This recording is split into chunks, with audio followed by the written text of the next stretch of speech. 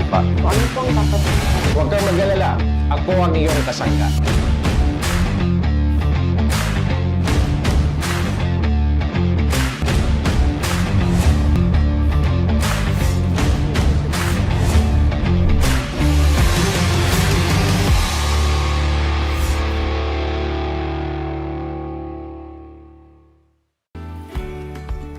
Isang magandang hapon sa inyong mga kaaksyon. Ngayong ay araw ng Martes at kasama natin ang ating kasangga, si Atty. Jill Bungalon.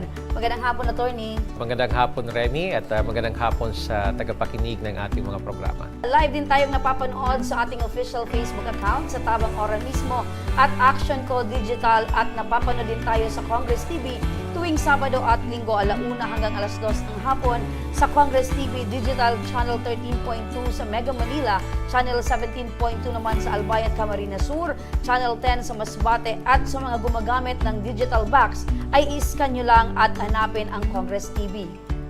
At sa hapong ito, 4 na janitor sa Libon Albay ang dumulog sa ating tanggapan upang humingi ng legal na payo. Hanginaing ni Joel Papa, 1 taon na raw na hindi pa hinuhulugan ng kanilang agency ang kanilang mga benepisyo sa SSS, PhilHealth at Pag-ibig kahit buwan-buwan naman itong kinakaltasan sa kanilang sahod. Ang kanyang panawagan, panoorin po natin ito. Ako nga po pala si Joel Papa, 33 years old, taga Buga po. Isa pong janitor messenger po sa Video Libon po. Nung first month ko po sa Ezra, hindi mo ako nagtitingin sa GC po namin. Nung time po may nagsabi po sa akin na yung sa ibang branch po na hindi po talaga naghuhulog, doon po ako nagtumingin sa GC namin. Tapos po doon ko po nabasa na hulugan nyo naman yung SS namin, yung benepisyo namin. As in po talaga, wala po talaga silang sin, ma'am. Pag once po yun na po yung topic namin, as in di na sila magre-response. 1 year na po ako, hanggang ngayon po wala pa pong update na maghuhulog sila. Attorney Gail, sana po matulungan niyo po kami. Yan ang panawagan ni Joel Papa kasama ngayong ang 6 na sila ngayon na dumulog sa ating programa. Magandang hapon sa iyo, Joel. Magandang hapon. Joel, una sa lahat, ano ba itong agency or saan itong agency na inirereklamo ninyo? Sa Mandaluyong po. So, sa Mandaluyong naka-base Apo. itong agency ito. Noong nagsimula ka bang magtrabaho sa kanila bilang janitor or messenger, meron bang briefing or orientation na ginawa sila para ipaintindi sa'yo kung ano yung magiging benepisyo mo once na ikaw ay magtrabaho na sa kanila? Wala naman po. Walang ipinaliwanag, Wala. so purely magtatrabaho ka lang at makukuha mo yung So, yung sahod. Yung sahod, okay. Lahat ba kayo kayong 6 ay para-parehas yung mga trabaho? So kayo ay lahat janitor? Yes, Mhm. So, mga ilang taon na ba, ikaw, unahin kita, 1 Joel. year po. 1 year ka na nagtatrabaho dito sa Ezra. Apo. Ikaw naman, Ako po, ma'am, 9 years na po ako, ma'am. 9 years. So, sino yung matagal na sa inyo na nagtatrabaho dito sa kumpanyang ito? Ikaw talaga. Ako nga po, ma'am. So, 9 years. Isa-isahin ko lang kayo, balikan ko muna si Kuya Joel. Since si Kuya Joel yung unang nagpaabot sa amin itong concern ninyo. Sa 1 taon na pagtatrabaho mo dito sa kumpanyang ito, kailan mo na-discover na walang hulog ng SSS, PhilHealth? Wala kang December hulog? na po. Last December. Apo. December, January, February. So, Matagal na po. matagal na. Apo. So, ano yung ginawa mo nung nalaman mo na wala kang hulog sa mga nababanggit Panay, nila? sabi naman po ako sa kanila na bakit po hindi hinuhulugan po yung mga benefits namin. Although hinuhulugan po nila, ay namin, yung kinakaltas nila. Okay. So, meaning to say na ipaabot mo Apo. sa agency nyo yung concern mo about doon sa mga hulog. Apo. Kaso po wala po talaga silang feedback about sa benefits namin. Yun bang pagpaabot mo sa kanila ng concern, verbal, written? Verbal naman. Verbal. Sino yung nakausap mo? Minsan po yung area head po namin or yung sa HR po ng Ezra. Ano daw yung sabi ng Lagi head pong nyo? sinasabi is ginagawan naman po ng paraan para mahulugan daw po na. Yun yung binabanggit niya, ginagawa ng paraan. So meaning to say, Na process amenable po. sila na wala pang hulog. Apo. Okay. Dito naman ako kay Kuya. Kuya Roy po, ma'am. Kuya Roy. So nababanggit niyo po na kayo po ay matagal na sa kumpanyang ito. Apo, ma'am. Kayo po, sa katagalan na nagtatrabaho po kayo dyan, nalaman nyo din po ba na walang hulog kayo sa SSS, PhilHealth? Dati ma'am, okay naman yung mga hulog nila sa benefits namin. Simula nung 2022, saka po namin na-discover na hindi na nila inuhulugan. Nung kumuha po kami ng SOA, tapos nung dati nakakapag-loan So, naman. statement of accounts. Ampa. Okay. Dati po kasi nakakapag-loan naman ako sa Pag-ibig. Nung first loan, second loan, pang third loan ko po, hindi na po ako naka-loan kasi nung pumunta ako sa Pag-ibig, inactive na daw po yung account ko ma'am sa Pag-ibig. So, 2022, 23 ma'am, so yung hindi na ako nahulugan ng ano ma'am. kaya hindi ka na nakapag-loan Ampa. dahil doon. So, Ampa, ma'am. after no, nalaman mo na walang hulog, ano yun din yung ginawa mo? Pumunta kami ma'am sa sa SSS, ganun din po ma'am yung may mga lapses po silang wala na talagang mga hulog. Naparating mo din sa kumpanya? Opo ma'am, nagreklamo kami ma'am kaso ang sinasabi lang lagi nila on process na daw. On process. Opo, ma'am. So, from 2023 up to now, Wala on po, process ma'am. pa rin daw? Opo, ma'am. Okay. Dito naman ako kay Kuya. Yes po. Ano Rod pang- Jemson po. Rod Jemson Punsalan. Punsalan. Ikaw, ilang taon ka na din nagtatrabaho dito sa Bali, kumpanya? 2 years and 4 months pa lang po. 2 years and 4 months. So, mas ahead ka pa dito kay Kuya dahil 1 year ito. Yes po. So, ikaw 2 years and 4 months. Sa loob ng taong yan, kumusta naman yung hulog mo? Ganun rin po ma'am, wala rin pong hulog. Wala din. Simula na magtrabaho ka, May mga hulog ma'am sa, halimbawa, November yata, yun may nakalagay na hulog. Tapos, papalit-palit hanggang 2024, January, yun yung last, hanggang ngayon. okay, Simula papalit-palit. Pero sa payslip mo, consistent, merong Yes po, ma'am. kaltas. Opo, ma'am. Okay. Balikan ko naman eto naman si Kuya. Ikaw si Jason po. Jason Espinas po. Espinas. Ilang taon ka na rin nagtatrabaho 4 years po. 4 years. 4 years ka nagtatrabaho bilang janitor din. Opo. Sa 4 years na yan, kumusta din yung hulog mo? Ganun pa rin ma'am. Wala din mga ulog. Wala ding mga hulog. Pero consistent din yung kaltas. Opo. Buwan-buwan. Opo. May Paano mo din nalaman na walang hulog? 2023 po, madam. Nung 2023, nalaman mong walang hulog. Opo. Paano mo nalaman? Ano kasi madam sa payslip, may kaldas pero walang ulog. Okay, sa payslip may kaltas pero walang hulog. Paano mo nalaman na walang hulog? Nag-verify ka sa SSS? Opo. Tas sa Pag-ibig po ma'am. Tas sa Ayun. PhilHealth. So wala din? Wala din po. Ikaw kuya, ilang taon ka na din nagtrabaho? 6 dito? years na 6 po. years. So halos parehas kayo? Opo. Ay, 9 years po. 9 years pala ito, mas matagal. Ikaw sa loob ng 6 years, nalaman mo din na walang hulog. Opo. Kailan mo nalaman na walang hulog? Alos parehas lang po kami. Pero nauna sa akin parang 2019 ata sa kuya. Wala na pong hulog yung ibang benefits ko. Pero may kaltas ka din? Oh, may kaltas po. Nag-appear din sa payslip? Opo.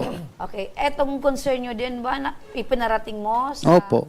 HR? Lagi naman po. Lagi. Ano din yung sagot sa inyo? On process daw po. On process din. Halos parehas. Sige, ikaw po si Sir Reggie po. Reggie. Ikaw naman, Reggie. Ilang taon ka na dito sa kumpanya? Mag-7 na po, ma'am. Magsa 7 years. So, sa 7 years na yan, consistent din yung hulog mo. Opo, ma'am. I mean, yung kaltas sa'yo, pero wala ding hulog. Wala din po, ma'am. Ano yung naramdaman mo, yung, nalaman mo na walang hulog, pero kinakaltasan ka? Kaya para nakakatamad magtrabaho, ganito, ma'am. Nakakatamad magtrabaho, kahit sino naman, ano? Sabi nga namin, huwag na kami papasok try namin na huwag pumasok na isang linggo para malaman ng agency na yung mga problema na. Okay, sa para benefits. malaman na, parang magbo-boycott sana Apa. kayo. Okay, so, dahil pare-parehas yung reklamo ninyo na wala kayong hulog pero kinakaltasan yung sahod nyo, ayan, ipaparating natin. Attorney Jill, malinaw na sa atin po ang mga sitwasyon po nila ay pare-parehas.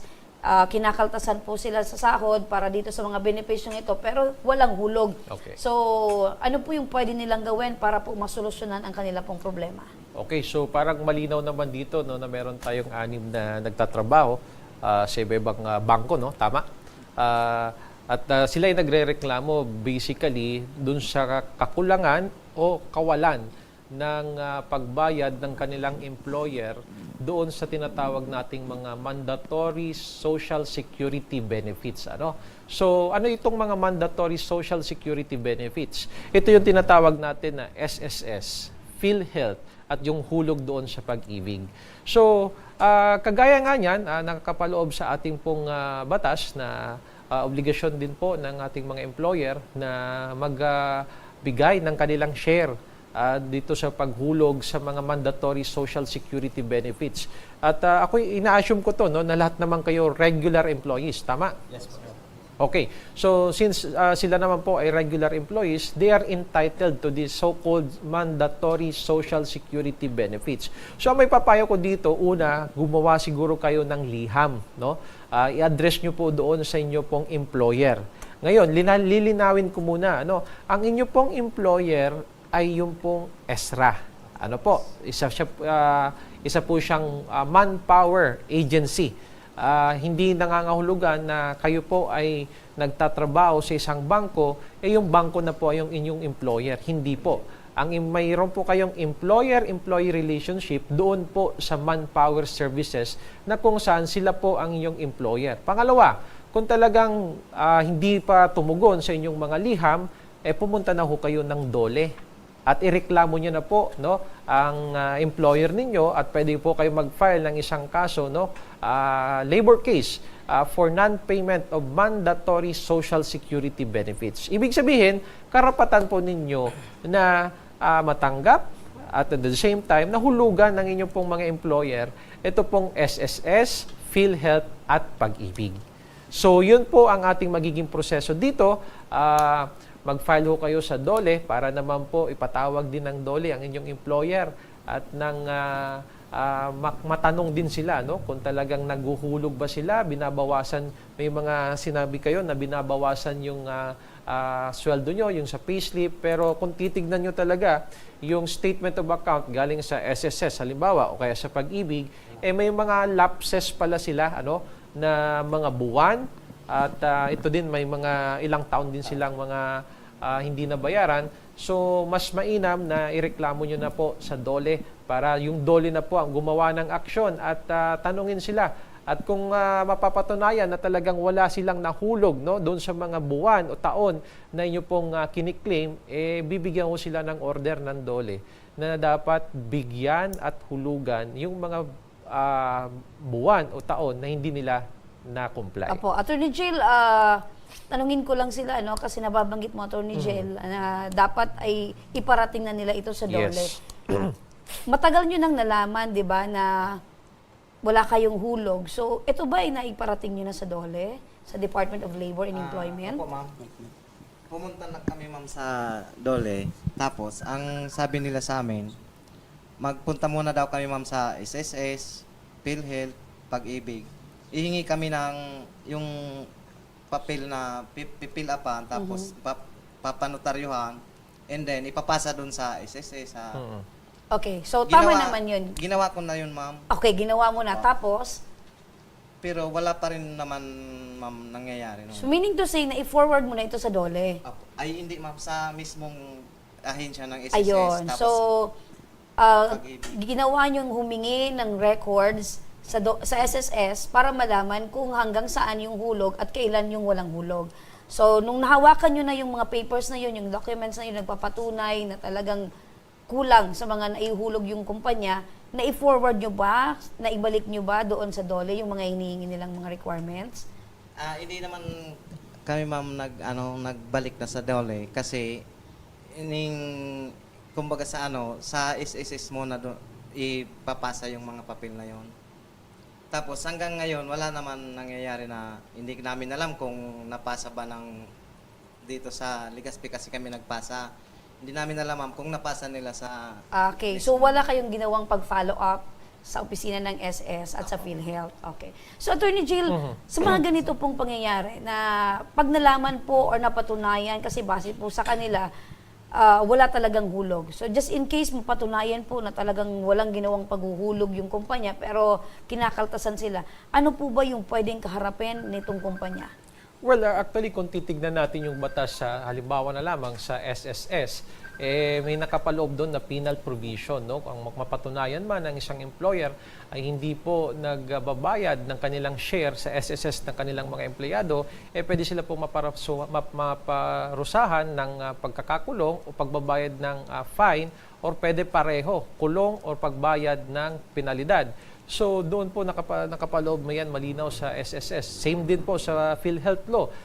Kasi obligasyon ng ating po mga employer na magbayad, no, ng kanilang counterpart para po sa mga SSS or other benefits, social security benefits ng mga empleyado. So nabanggit kasi ni Roy, no, na nakapunta na pala sila sa SSS pero parang hindi pa kasi nila na ibabalik doon sa DOLE. Alam mo, medyo magkakaroon lang kasi dito ng abala, no, sa parte ninyo. Kahit papano, gugugol kayo ng oras dito sapagkat kailangan nyo talaga maipakita, no? Kumuha kayo ng mga dokumento sa SSS, sa Pag-ibig, sa PhilHealth para sila mismo magsabi. Doon sa dokumento o sertifikasyon na ibibigay nila, makikita natin doon yung mga buwan, mga araw o mga taon na kung ano ang nahulugan lamang ng inyong mga employer. At ang importansya kasi nung dokumentong yun yung kailangan yung idala doon sa labor sa pag-file nyo ng kaso. Kumbaga, magiging isa siya sa mga attachments ninyo. Patunay na ito pong employer namin ay may mga pagkukulang na mga buwan o taon na hindi nila nahulugan. So, magsisilbi siyang ebidensya at pwedeng gamitin, no, ng DOLE o kaya ng NLRC, depende sa pupuntahan nyo pong agency or tama. So, depende yon sa analisa nila sa mga dokumento na ipepresenta ninyo dahil yun lamang yung kanyang kapatunayan na talagang walang hulog doon sa mga nasabing buwan at taon na yun. Opo. Attorney Jill, kung itong si Joel at itong mga kasamahan niya ay maghahain po ng reklamo laban po dito sa agency ito, mapapabilis po ba? Ano po yung pwede nilang gawin at asahan? Okay. Para at least naman magkaroon sila ng hustisya dahil pinagpagura nila itong hinahabol nila na kontribusyon, Attorney Jill. Okay, so ang may papayo ko, sumanggunin na ho kayo sa DOLE, no? Department of Labor and Employment. Actually, yung pag-file ng kaso, minsan hindi naman na kailangan ng asistensya ng abogado. Meron kasi doon na form, no, na kailangan nyo lamang fill upan. Ilalagay nyo yung mga basic details nyo about your employment. Kailan kayo na hire, magkano yung sweldo ninyo, at yung mga other personal details po ninyo. At yun ang yung kukunin ng DOLE para sa inyo. Mas mainam na total halos pare-pareho naman kayo ng mga hinaing na hindi kayo nababayaran ng social security benefits. Mas maganda na sabay-sabay na lang kayo pumunta sa DOLE at sabay-sabay na rin kayo mag-file ng kaso for non-payment of mandatory social security benefits laban sa inyong employer. At yung DOLE mismo yung magpapadala ng isang liham or notice doon sa inyong employer para bigyan naman sila pagkakataon na magpaliwanag kung bakit may mga buwan o taon na hindi sila nahulugan at kung mapapatunayan talaga doon sa hearing na yon or sa magiging proseso, uobligahin sila ng DOLE mismo na bayaran kayo ng mga hindi na bayaran ng mga buwan o taon, and at the same time, pati na rin yung iba yung sigurong mga kasamahan, makikita na rin yun ng DOLE kung talaga sila po ay compliant doon sa payment of mandatory social security benefits. Apo. Nababanggit mo na din po, Attorney Jill, na ito ay mandatory payment na dapat gawin po ng agency. So if in case mapatunayan po, Attorney Jill, na ganun po yung ginawa nila, hindi lang siguro sa mga ito, na 6 na ito, kasi posible na ito lang yung mga nagreklamo, pero meron pang mga iba pa na hindi rin nahulugan. So if in case mapatunayan, Attorney Jill, subject po ba ito sa revocation ng permit nito pong agency ito? Well, that will constitute another complaint, no? Though, syempre, titignan ng DOLE yung labor aspect lang. Pero, syempre, kung talagang makita ba sila ng mga other violations, so pwedeng maapektuhan yung kanilang manpower agency, pwede silang makansela or masuspindi ang kanila pong lisensya for hiring employees dahil sa mga violasyon kagaya nito ng hindi po pagbayad ng social security benefits. Pero mas mainam na dumulog na ho tayo sa concerned agency para maagapan agad, no, ang iyo pong mga hinaing at nang maibalik sa inyo at mabayaran na nitong agency ang kanilang mga pagkukulang sa Social Security benefits. Ayun. So, Joel, unahin kita sa mga paliwanag ni Attorney Jill. Malinaw na ba sa iyo itong karapatan mo bilang empleyado patungkol dito sa mga benepisyo na dapat ay naibibigay sa inyo? Yes, ma'am. Okay. Ikaw po, Kuya. Opo, ma'am. Sana matulungan kami ni Sir sa mga binigay niyang payo. Gagawin naman namin, ma'am. Apo. So, magsisimula sa inyo itong unang proseso para naman yung mga susunod, kung ano yung kahilingan ninyo, kagustuhan ninyo, ay sumunod na din. Ikaw po. Yes po, ma'am. Ay, bali, sir, yung ano po pala, yung mga taon na hindi sa amin naihulog, maibabalik po ba yun sa akin? Yes, actually sa kaso na ipa-file nyo, talagang dapat you will make sure na yung mga taon or buwan na hindi nila nabayaran, kailangan nilang pagbayaran yon kasi dapat hinuhulog nila yon para po sa inyo yon kasi that is a social security benefits for the enjoyment and for the benefit ng mga empleyado. Share kasi halimbawa sa SSS, shared responsibility kasi yan. May ibabawasan yung sweldo ng 50% halimbawa at yung 50% naman ay i-shoulder ng employer. So, dapat it's a shared responsibility na dapat para sila mismo yung naguhulog doon sa SSS para halimbawa kung kayo naman po ay mag-retire ay may makukuha po kayo na benepisyo or ano man ang mga kailangan na mga other benefits under SSS, makakapag-claim po kayo. Basta dapat religiously paying ang lahat po ng mga employees. Kaya dapat, it's an important reminder for all the employers na gawin po natin yung obligasyon natin base po sa batas na dapat magbayad po tayo ng mga social security benefits. Ayun. So, napakalinaw, ano? At huwag kayong mag-alala, Joel, at sa inyo po dahil meron po kaming staff na sasama po sa inyo para asikasuhin po kayo at ito pong hinain nyo ay makarating po papunta ng opisina ng DOLE. Ayun. So, yung sabay-sabay nilang thank you, Attorney Jill, isa pong patunay yon na naiintindihan nila kung ano yung karapatan nila at nagkaroon kayo ng pag-asa at etong kagustuhan nyo na kumbaga yung para sa inyo ay maibigay sa inyo. Okay, so at least naging malinaw yung ating pong naging diskusyon ngayong hapon.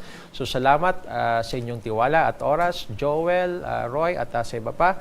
Sana maging successful kayo sa mga gagawin nyo pa sa mga susunod na taon. Yes po, sir. Thank you po, sir. Sige po. At sa ating pagbabalik mga kasangga, isang mabigat at nakakilabot na krimen dito sa Pilipinas ang pag-uusapan natin. Dalawang salita, pero buhay ng mga bata ang nakataya. Ano ito? Sabay-sabay nating alamin sa Alam Mo Ba ang Batas. Kaya huwag kayong bibitaw at magbabalik pa ang kasangga mo, Attorney Jill Bongalon.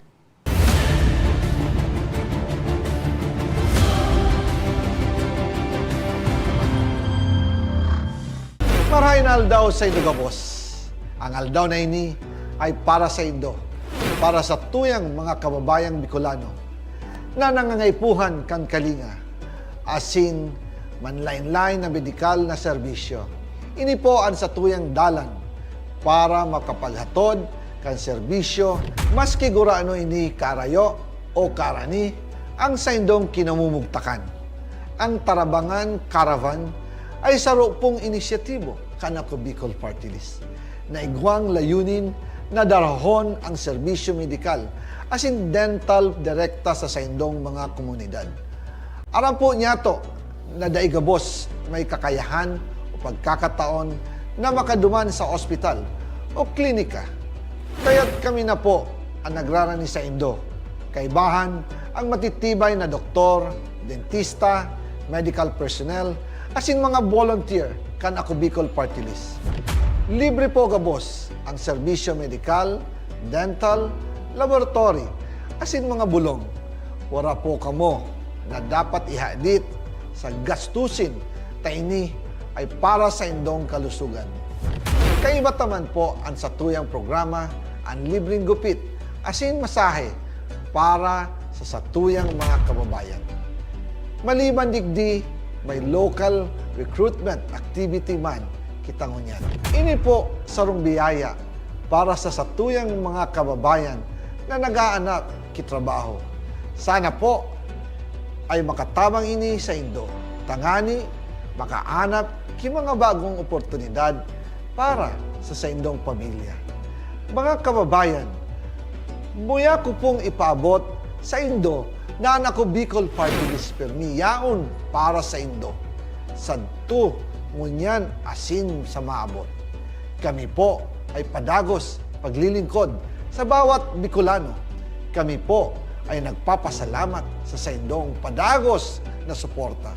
Habang yaon ang suporta kan kada Bicolano sa ako Bicol Party List, padagos po niya to dadarahon ang mga programa na direktang nakakapiktar asin nakakatabang sa saindong gabos. Sa giraray, dakulaw pasasalamat po sa indong pagtangkilig asin pagtitiwala naway padagos niya tong ipangadji ang mga kalusugan asin kaligtasan kang bawat saro. Padagos po kitang magtarabangan asin magkasararo para sa mas malusog asin masiglang Bicolandia. Nakulang salamat po asin maray na aldaw sa Indong Gabos.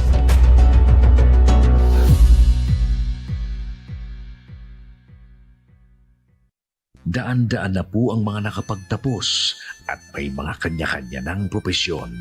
Sa kanilang pagpupunyagi, walang masidlan ang kanilang mga ngiti. Yun at sa Gabos, nagpapasalamat po ako sa AKB. Gusto ko lang po magpasalamat sa Ako Bicol sa opportunity na tigtatao po arog po sa kuya na estudyante. Dahil naandyan lang, katuwang lagi, Ako Bicol, katabang na, kasurog pa. Hindi rin nagpahuli sa pagtugon sa mga pangailangan ng ating mga healthcare workers at mga frontliners. Sa simula pa lang nitong pandemya, hanggang sa ngayon, walang humpayang pagtulong. Ay, nagpapasalamat po ako sa pagtaunin tabang hali sa Ako Bicol Party List. Papasalamat kong dakula sa duwang congressman tayo nakakatabang sa mga sa gabi. Maaasahan, Ako Bicol, katabang na, kasurog pa. Tucked away in the province of Albay, known for its perfectly shaped Mayon volcano, Misibis Bay Resort, a locally owned 5-hectare private island resort. The resort is ready for all those looking to balance tranquility and adventure. This tropical destination is where guests can either choose to relax under the palm trees or have an adventure under the sun. It features modern and luxurious rooms and villas, recreational facilities, and sophisticated services.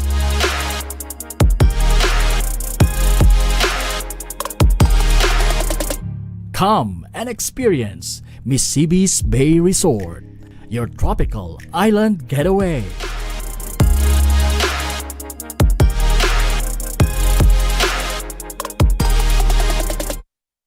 Problema sa tubig, agarang binigyang solusyon. Nagpatayo ng mga solar-powered water supply system sa mga liblib na lugar. Libre, malinis at maaasahang supply ng tubig 24/7. Dakulaon ang pagpapasalamat niya mo. Dahil may ikamalilingan habang kami nabubuhay. Dakulaon nining tabang para sa Gabos na tao digdig. Salamat po. Para sa ating mga kababayang nasa laylayan, Ako Bicol, katabang na, kasurog pa. Libo-libo na ang mga nabigyan ng tulong medikal. Bata, matanda, kahit sino man, lahat ng mga may karamdaman, may maaasahan. Nagpapasalamat sa Ako Bicol Party List. Hindi po namin makakalimutan ang tulong na dinala ninyo dito sa aming bayan. Maraming salamat po. Dahil iisa lang ang tunay na nagmamalasakit. Ako Bicol, katabang na, kasurog pa.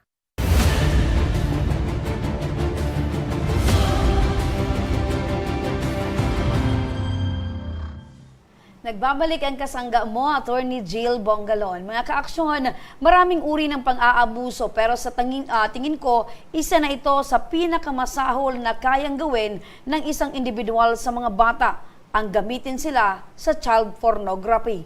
Sa nakalipas na 10 taon, Ano ang naging kalagayan ng Pilipinas sa usaping child pornography? Bakit nasasangkot dito ang mga bata? Ano ang batas na pumoprotekta sa kanila sa krimeng ito? Sabay-sabay nating alamin sa report ni Felix Opiniano.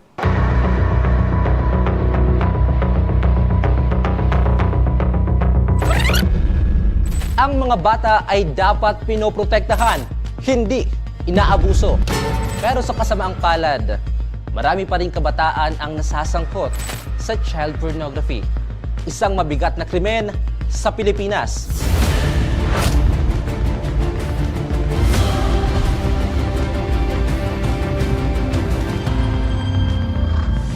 Ang child pornography ay tumutukoy sa masaselang larawan, video, audio o anumang uri ng media kung saan nasasangkot ang minor de edad sa anumang sexual na gawain o eksploitasyon. Sa report ng UNICEF noong 2016, ang Pilipinas ay kinilala bilang isa sa pinakamalaking pinagkukunan ng child pornography sa buong daigdig. Habang noong 2020 naman, ito ay tinagurian na global hotspot para sa online child sexual exploitation. Pero bakit? Bakit ang Pilipinas? Sa isinagawang pag-aaral ng grupo ni Maria Teresa de la Rosa noong 2023, napag-alaman na kahirapan ang karaniwang dahilan kung bakit nasasangkot ang kabataan sa sexual exploitation. Ito ay dahil sa kakulangan sa trabaho at hindi maibigay ng kanilang magulang ang kanilang pang-araw-araw na pangangailangan. Sa pag-aaral naman na isinagawa ni Taroja et al. Na may titulong National Study on Online Sexual Abuse and Exploitation of Children in the Philippines, napag-alaman din na kaya nasasangkot ang mga bata sa child pornography ay dahil malaya silang nakakagamit ng mga gadgets, malayang pag-connect sa internet at kakulangan sa kaalaman pagdating sa teknolohiya na nagiging banta sa ganitong klase ng krimen. Kaya noong 2009, isinabatas ang Republic Act 9775 o Anti-Child Pornography para protektahan ang mga bata laban sa ganitong klase ng krimen. Maaring makulong ang taong lumabag dito ng hindi bababa sa 6 na taon hanggang 40 taon, depende sa bigat ng kaso, at pagmultahin ng hindi lalampas sa 5 milyong piso. Tandaan, mas mabigat ang parusa kung ang isang taong sangkot dito ay napatunayang gumagamit ng internet at online platforms para gumawa, ibahagi, ibenta, at ikalat ang mga pornografiya. At kung mapatunayan din na sangkot ang mga magulang, guro o guardian ng mga batang biktima ng child pornography, mas matindi ang bigat ng kanilang parusa. Ang child pornography ay hindi lamang krimen. Ito ay paglabag sa karapatan ng bawat bata. Kaya kung sakali mang may nalaman ka na sangkot sa ganitong mga gawain, huwag kang magdalawang isip at i-report mo ito sa ating mga kinauukulan tulad ng DSWD, PNP, NBI o maging sa barangay. Maaari ka rin magpadala ng mensahe sa aming tanggapan at agad din kaming tutugon at aaksyon para sa inyo. Karapatan po ng bata ang patas at maayos na pamumuhay. Kaya sama-sama nating protektahan ang kanilang kinabukasan. Ako si Felix Opiniano, nagpapaalala. Dapat alam mo ang batas.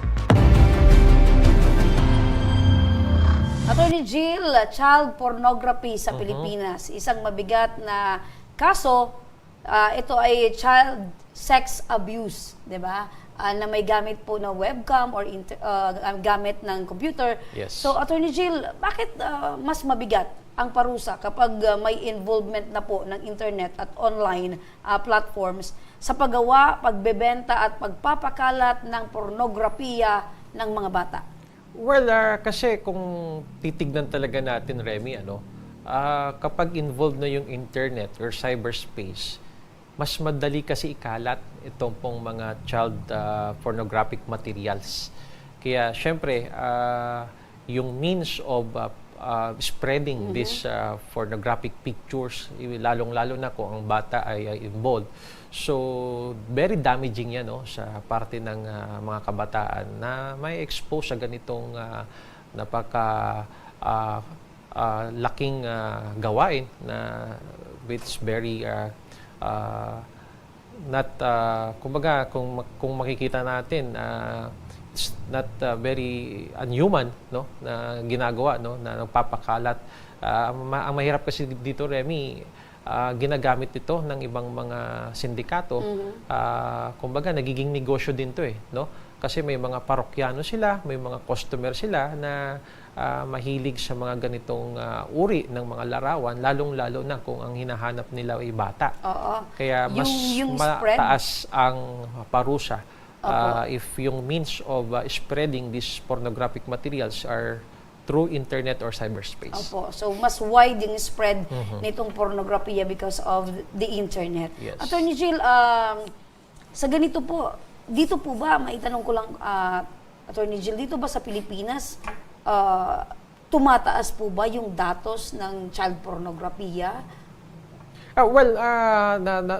May pag-aaral na nangyari dito, no, na isa ang Pilipinas sa top country na kung saan dito nangyayari ito pong mga pag-video or pag-film ng mga pornographic materials involved na ang mga kabataan.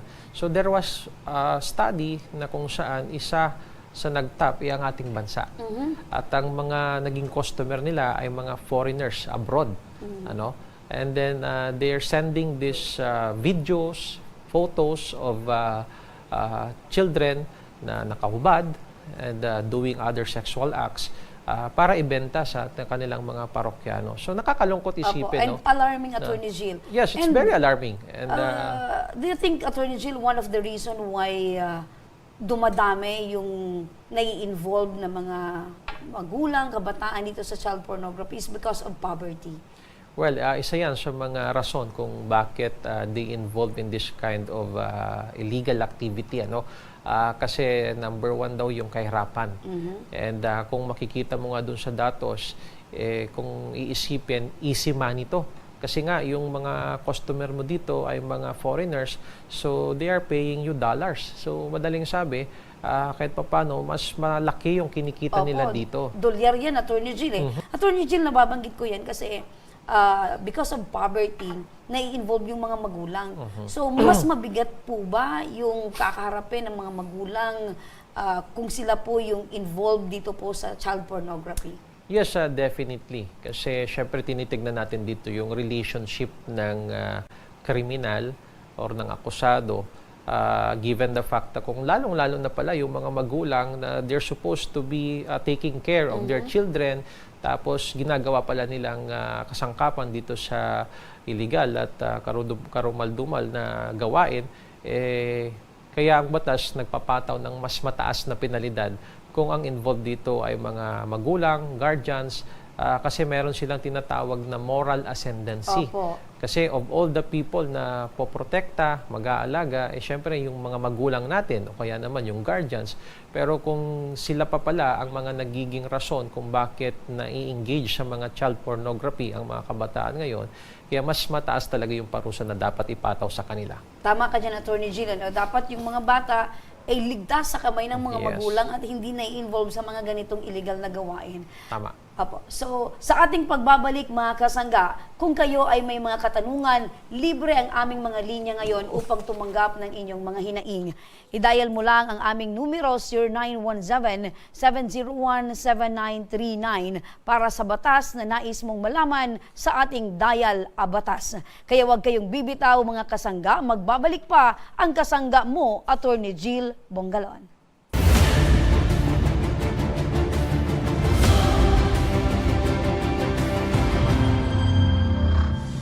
Marahin aldaw sa Indogabos. Ang aldaw na ini ay para sa Indo, para sa tuyang mga kababayang Bicolano na nangangaipuhan kan kalinga, asin manlain-lain na medikal na serbisyo. Ini po ang sa tuyang dalan para makapaghatod kan serbisyo maski guraano ini karayo o karani ang sa Indong kinamumugtakan. Ang Tarabangan Caravan ay saro pong inisyatibo kanako Bicol Party List na igwang layunin na darahon ang serbisyo medikal asin dental direkta sa saindong mga komunidad. Aram po niya to na daigabos may kakayahan o pagkakataon na makaduman sa ospital o klinika. Kaya't kami na po ang nagrarani sa Indo. Kaibahan ang matitibay na doktor, dentista, medical personnel, asin mga volunteer kan Ako Bicol Party List. Libre po gabos ang serbisyo medikal, dental, laboratory, asin mga bulong. Wala po kamo na dapat ihadit sa gastusin taini ay para sa indong kalusugan. Kaiba taman po ang satuyang programa ang libreng gupit asin masahe para sa satuyang mga kababayan. Maliban digdi, may local recruitment activity man kitang unyan. Ini po sarong biyaya para sa satuyang mga kababayan na nag-aanap kitrabaho. Sana po ay makatabang ini sa Indo. Tangani, makaanap ki mga bagong oportunidad para sa indong pamilya. Mga kababayan, buya ko pong ipaabot sa Indo na ang Ako Bicol Party List permi yaon para sa Indo. Sadto ngunyan asin sa maabot. Kami po ay padagos paglilingkod sa bawat Bicolano. Kami po ay nagpapasalamat sa saindong padagos na suporta. Habang yaon ang suporta kan kada Bicolano sa Ako Bicol Party List, padagos po niya to dadarahon ang mga programa na direktang nakakapiktar asin nakakatabang sa saindong gabos.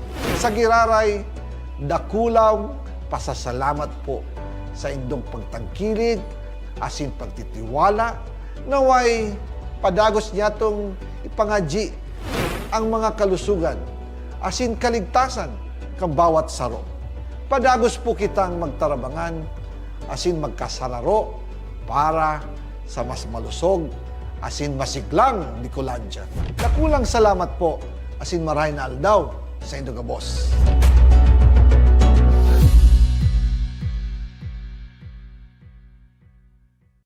Daan-daan na po ang mga nakapagtapos at may mga kanya-kanya ng propesyon. Sa kanilang pagpupunyagi, walang masidlan ang kanilang mga ngiti. Yun at sa Gabos, nagpapasalamat po ako sa AKB.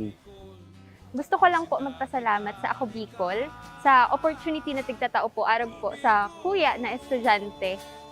Dahil naandyan lang, katuwang lagi, Ako Bicol, katabang na, kasurog pa. Hindi rin nagpahuli sa pagtugon sa mga pangailangan ng ating mga healthcare workers at mga frontliners. Sa simula pa lang nitong pandemya, hanggang sa ngayon, walang humpayang pagtulong. Ay, nagpapasalamat po ako sa pagtaunin tabang hali sa Ako Bicol Party List. Salamat kong dakula sa duwang congressman. Tayo nakakatabang sa muya sa gabi. Maaasahan, Ako Bicol, katabang na, kasurog pa. Tucked away in the province of Albay, known for its perfectly shaped Mayon volcano, Misibis Bay Resort, a locally owned 5-hectare private island resort. The resort is ready for all those looking to balance tranquility and adventure. This tropical destination is where guests can either choose to relax under the palm trees or have an adventure under the sun.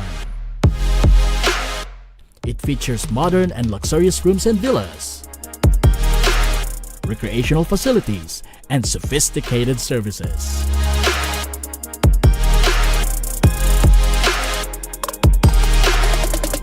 Come and experience Misibis Bay Resort, your tropical island getaway.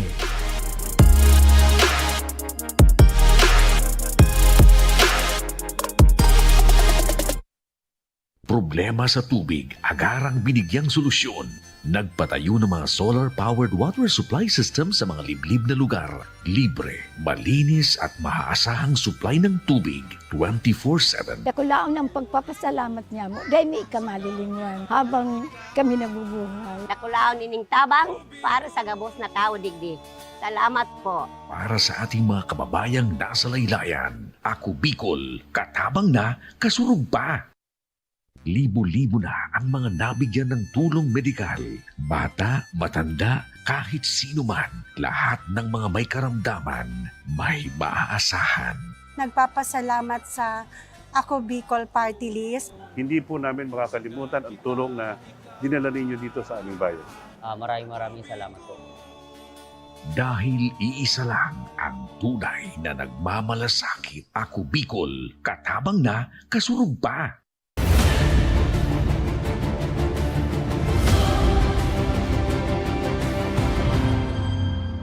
Nagbabalik ang kasangga mo, Attorney Jill Bongalon. Eto naman, Attorney Jill, sa ating pangatlong linggong pagbibigay ng libreng serbisyong legal. Talaga naman marami na ang nais humingi ng legal advice. Kaya ngayong hapon, bibigyan nating pansin ang mga kasangga natin na nag-iwan ng mga katanungan sa comment section. Mula sa Barangay Tuliw, Malinaw, Albay, eto ang nais ikonsulta ni Ma'am Analita Nasio Calio. Hi, Attorney Jill! Bongalon, good afternoon. Ako po ay may tanong. Nakatira po ako sa Barangay Tuliw pero sa Barangay Diaryo ako botante. Tanong ko lang po kung hindi na po ba ako pwede maisali sa programa ng gobyerno sa Barangay Diaryo kasi hindi na ako nakatira doon. Pero doon pa rin ako bumuboto. Dito po kasi sa Barangay Tuliw, hindi naman po ako sinasali sa programa kasi hindi daw po ako botante doon. Okay, so speaking of programa ng gobyerno o mga ayuda, halimbawa, syempre yung mga ayuda or programa ng mga iba-ibang ahensya ng gobyerno ay para sa lahat ng tao yan. For as long as qualified kayo doon sa mga qualifications na sineset ng ating pong mga ahensya ng gobyerno. So doon sa katanungan, kasi parang nabanggit niya ay nakarehistro siya sa Barangay Jaro, Malinaw, Albay, pero naninirahan na siya dito sa Barangay Tuliw, Malinaw. Ang tanong niya kung makakapag-avail pa ba siya or pwede ba siyang mailista sa mga programa ng gobyerno. Definitely, the answer is yes. Pwede ho. Wala naman pong requirement na kung ikaw po ay nakatira sa isang lugar at ikaw po ay botante sa ibang lugar, ay hindi na po kayo pwedeng mailista. Ganito pa man, baka lang ho kasi may mga hinahanap po sa inyong mga dokumento na halimbawa, kasi minsan nagbibigay kasi ng slots per barangay. So halimbawa, kung yung slots ay para po sa mga residente ng isang barangay, halimbawa, at kayo po ay residente po doon, definitely pwede kayong isama doon. Kasi hindi naman po requirement yung tinatawag na voters registration. Ang importante po, residente ho kayo doon sa barangay. Kasi may mga iba namang mga programa siguro na talagang kailangan po doon kayo pumunta sa barangay kung saan po kayo nakarehistro.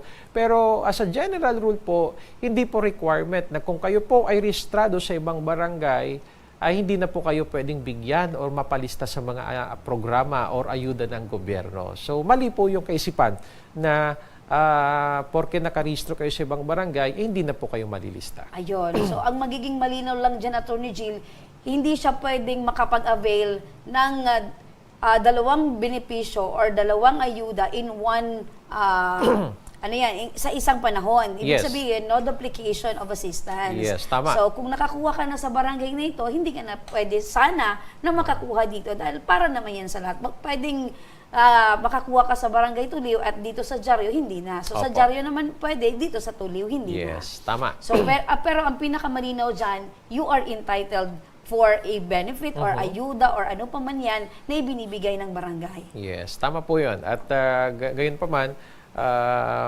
siguro kailangan nyo lang po explain, no?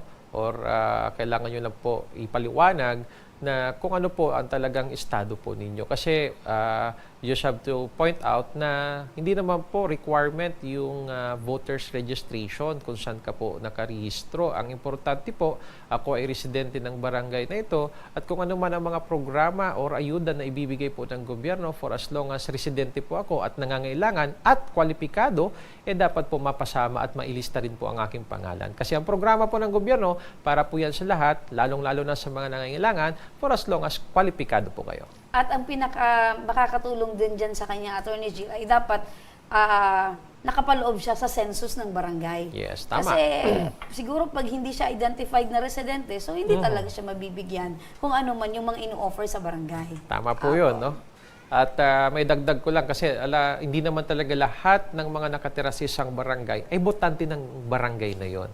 Talagang meron pong mga sitwasyon na yung isang residente isang tao ay residente ng isang barangay, pero siya ay rehistrado pa sa ibang barangay. So, may mga ganun po talagang sitwasyon. Ayun. So, Ma'am Analita, kung sakaling mapanood mo po itong aming pinag-uusapan ngayon, sana po ay mapagaan namin ang loob po ninyo at mabigyan po kayo ng kalinawan patungkol po sa inyong mga katanungan.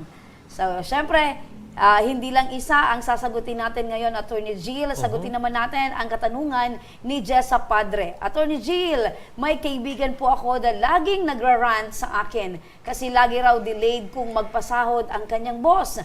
Hindi lang isa or dalawang beses iyon nangyari, kung hindi ay 4 na beses na. Natatakot naman po siyang magtanong dahil baka sisantihin siya. Ano po ang maibibigay nyo na payo sa kanya? So, yun, Attorney Jill, meron po siyang fear na pag nalaman po ito ng kanyang employer ay posibleng tanggalin siya or i-fired po siya sa kanyang trabaho.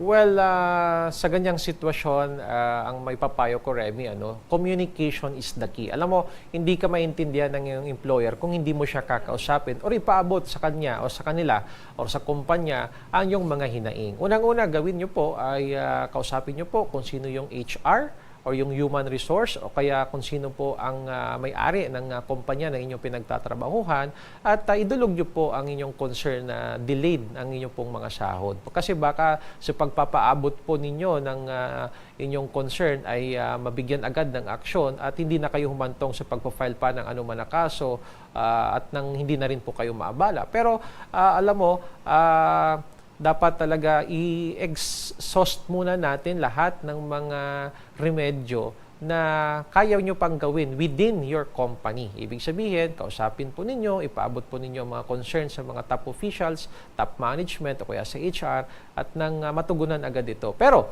kung dumatong talaga sa punto na talagang hindi pa nare-resolbaran ang ito pong mga problema ninyo at mag-file na ho na kayo ng kaso sa DOLE at ireklamo nyo na po ang employer ninyo for the delayed release of your salary kasi alam mo nakalagay sa batas dapat ang pagbibigay ng sahod sa ating pong mga empleyado ay dapat on time. At ano man ang mga delay dyan, baka malagay po sa alanganin ng ating pong mga employer. Ayun, so maliwanag, Miss Jessa, unang daw na dapat mong gawin ay ipaalam sa iyong employer ang iyong concern para makorek. So, we hope, Miss Jessa, na nasagutan ni Kong Jill ang iyong kahilingan, katanungan. At yan, Attorney Jill, yan yung mga ilang kababayan natin na humihingi ng katanungan, kasagutan at mabigyan sila ng libreng serbisyong legal ngayong hapon. Yes, Remy, at hanggang sa Webes, sulit mga kasangga, ito ang programang aalalay sa inyong mga legal na pangangailangan. Ako po ang inyong lingkod, Attorney Jill Bongalon. At ako naman po si Remy Araneta Mindones. Salamat. At kami ang inyong kasangga.